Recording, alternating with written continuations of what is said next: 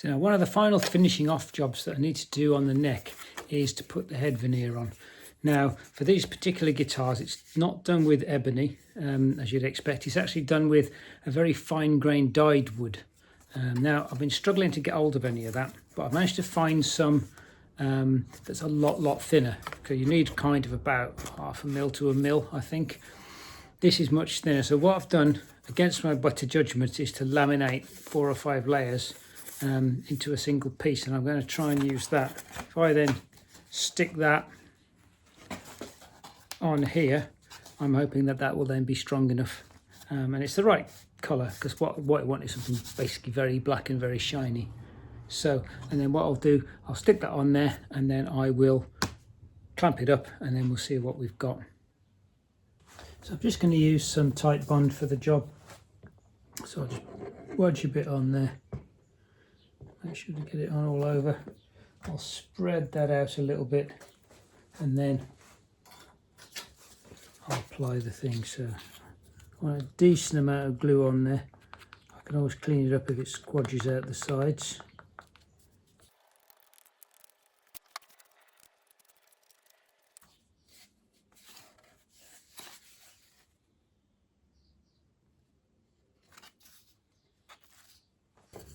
And I'm going to use my template that I made earlier on, along with some clamps, and just clamp that together.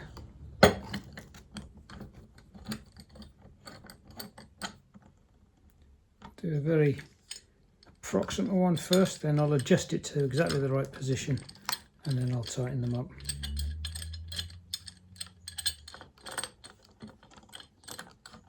So I've lined it all up, tightened it up, and you can see just little tiny bits of squeeze out, which is about what I'm looking for, all the way around. Okay, let's leave that to dry and see what it comes out like. It's been a few hours, so moment of truth. Let's take these off and see if it's stuck, and if it has, is it flat? There we go. And oh, for a minute there I thought this was stuck.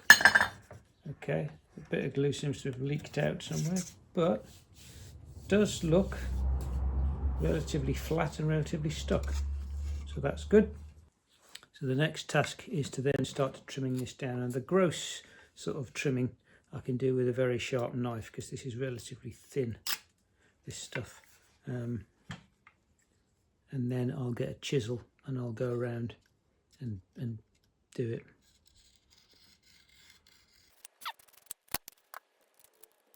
So that's trimmed just very roughly around the edges. And one thing I had discovered, that thing that was there, it's a little piece of something that got in between the press and the thing, so there's a big dent there. I have to try and take that out. So it turns out going around with a sharp knife made a lot better job than I thought. So I've been able to go around most of it. So what I'm doing now is just got a flat file and a curved file, and just going around and just making sure that it's now completely flush with the edges, and the straight edge just lets me do that. So I just carry on around and make sure everything is now flush with all the edges. So now it's time to deal with this bump, and I'm hoping that the application of a bit of heat with an iron and a bit of water will bring it out, so we'll see. Oops, a bit too much. Put a bit of water on it.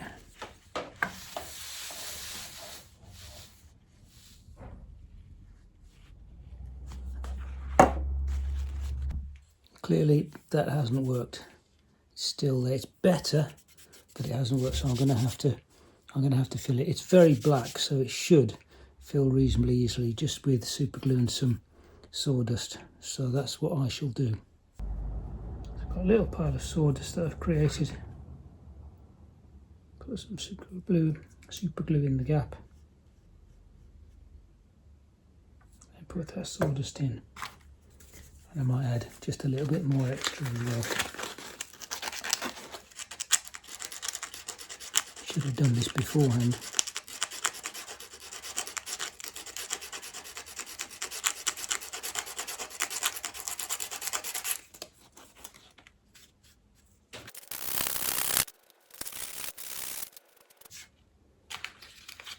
should end up with a little raised bump instead of a hollow one.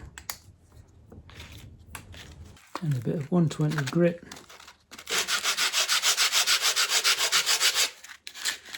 Getting that down.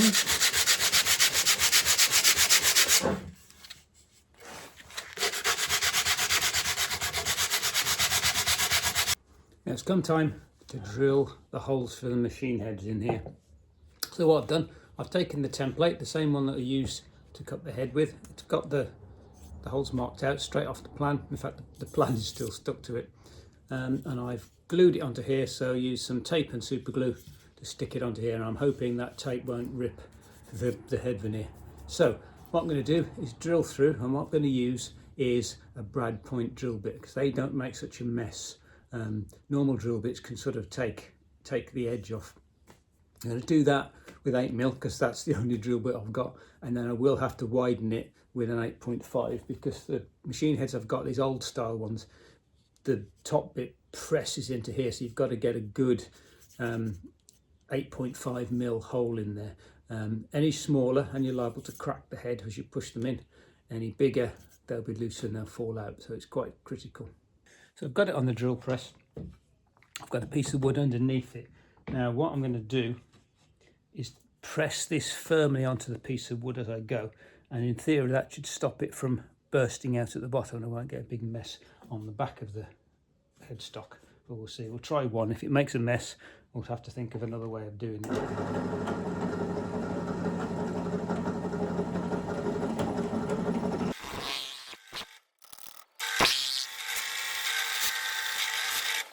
There we go, and in fact it has made a huge mess on the back.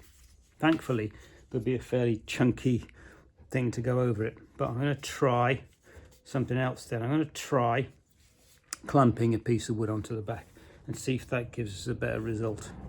But there doesn't seem to be any real way of clamping it because I've got to get this out into the middle of the drill press. The clamps won't really go on because they'll interfere with the plate. So what I'm going to have to do is just try drill more slowly and carefully, take more time, and then just be really a lot more careful.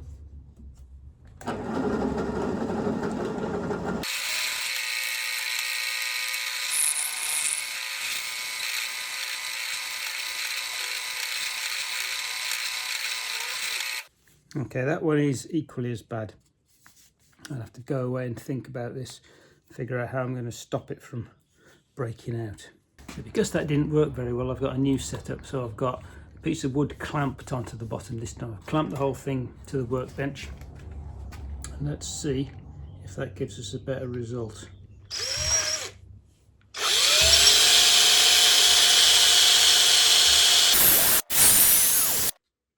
And well, that's better, but it has still broken out. I think one of the problems might be this cheap drill bit might be blunt. I might see if I can find a different one. So in the end, I gave up with the brad point drill bit and I just used a normal 8mm drill bit. And in fact, these have come out a lot better. So there you go. The big thing, of course, is what do they look like on the front. So let's see if we can open this up and see if, because the main thing about the brad point drill bit is that it won't make so much damage going in. And in fact, here we are. So ignore the fact that the tape's left a load of marks. These holes are pretty good. They're just as good, in fact, if not better than the brad point. So I think the moral of this story is get a sharp brad point drill bit, or just go ahead and use a normal one, because to be honest, the normal one's done a better job. That's these ones here. These ones at the brad point was all broken out. So now that I've done the basic holes, the next thing is to start drill slightly wider down here, because the little bushes push in and they are slightly wider than the hole. So what I'm just going to do is use the drill press set to a certain depth and drill down just slightly more than the depth of the bushes. And there we are, those holes are now done. I can test with one of these just to make sure that those shoulders sit at the right depth, so that I'll make sure that the bushes will fit in without sticking up, because I don't want to have to pull them back out again after discovering that they don't fit properly. So I've got most of this made. We've got the head stock done. But there's one last thing that we need to do, because if I want this to be shiny or to have any sort of finish on it, then I need to deal with the small pores in the wood, because mahogany, if I hold it up really closely, I don't know if you can see, but there are tiny pores in the wood, and if I try and varnish or put some clear coat or something over that, what's going to happen is it's going to go into the pores and it's going to look not very good. You're not going to be able to get that kind of shine on it. So what I like to do is to fill those pores, and what I'm going to use is some of this grain filler. And this particular one is mahogany coloured, so can I tilt it enough? Okay, and it's a bit like polyfiller. It's very, very fine surface. And what you do, rather than spreading it on with a spatula, what you do is get a cloth, get some white spirit, mix it up a little bit to make it a little bit more pliable, and then we can rub it on with the cloth. So I've spooned a little bit into the bottom of a cup. Just add a little bit of white spirit to it, just to thin it down a little bit. Now this is new to me, because normally I do get a spatula and I just splurge it on. However, I read in, I think it was in the Northwest Guitars blog, that you should mix it with white spirit and put it on with the cloth. So I'm going to give it a try, see if it either does well or makes a mess. So I've got a bit of old t-shirt here that I'm going to use.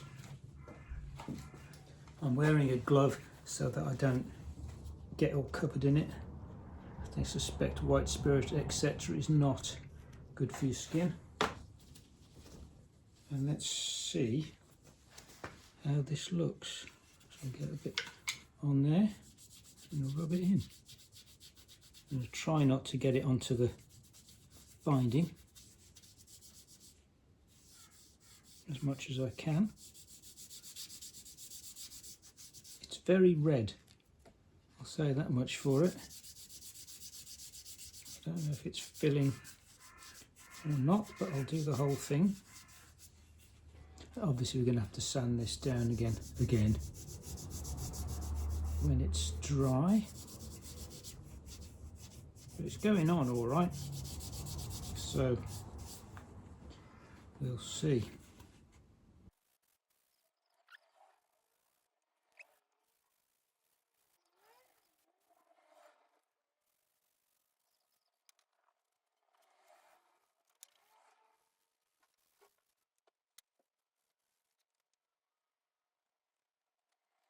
So there we are, it's now all red.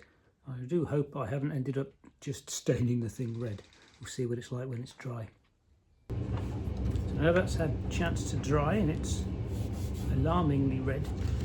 So 120, I'll just try sanding that off.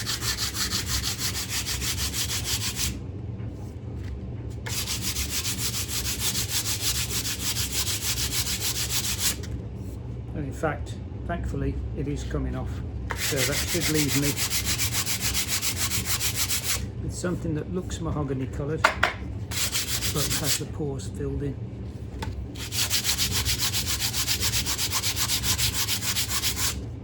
And once I've done it with the 120, 240, and then I'll go 400 again to get it really smooth. And that way, if you look really closely at it, we should find that the pores are now blocked up, so that I can then paint it, varnish it, and it should be all right. So I don't know if you can see now, those pores are indeed filled. You can just see the sort of red inside those pores. It's about as close as I can get it. Of course, doing this kind of hides the pores, but you can accent them, so you can actually use a black grain filler, and you get sort of, you can see all the grain, all the flecks of grain. It looks quite nice. Done that, seen that on quite a few guitars. And then the final thing for this, we go over it again with some 400 to get it really nice and smooth.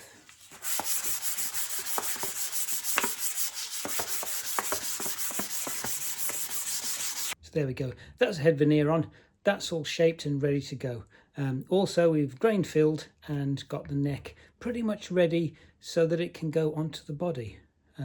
That's for another episode. I think it's getting towards time now, so thanks for watching. If you enjoyed it, please press like. If you want to see more, press subscribe, and maybe I'll see you next time.